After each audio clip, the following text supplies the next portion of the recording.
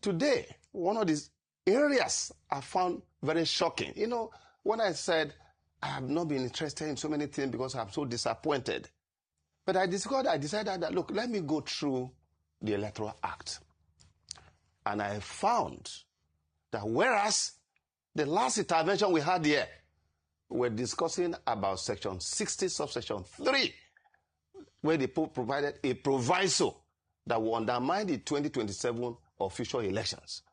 I have now found a more dangerous 3 provisions. And I put them out so that I think that Nigerians can read it, they can see it before any comment. First, let's go to Section 63. Now, Section 63, which I just discovered, they have now reintroduced something very terrible. You can see it there.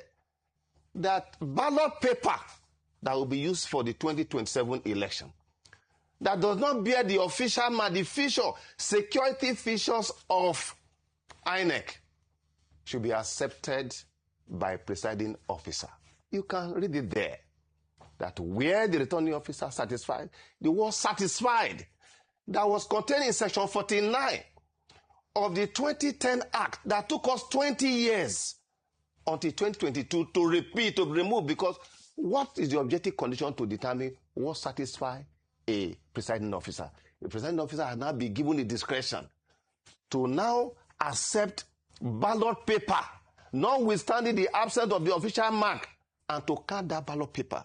What that means is that before this election, politicians who now have access to the security features of INEC ballot, they are going to produce their ballot papers. They're going to print their own. They are going to print their own ballot paper that have to be accepted.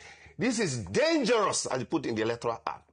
Similarly, may I show Section 138? No, 138. Let's go to Section 138.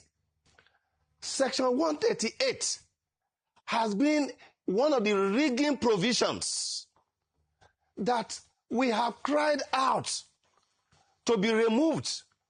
As a matter of fact, you remember that in 2019, in this current republic, under Buhari was the only time that there was no Electoral Act passed. Because when we made that recommendation that this thing should be removed, this section should be removed, you remember that it was rejected.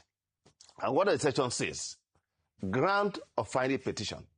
It says that an act or omission which may be contrary to the instruction or directive of the commission or of an officer appointed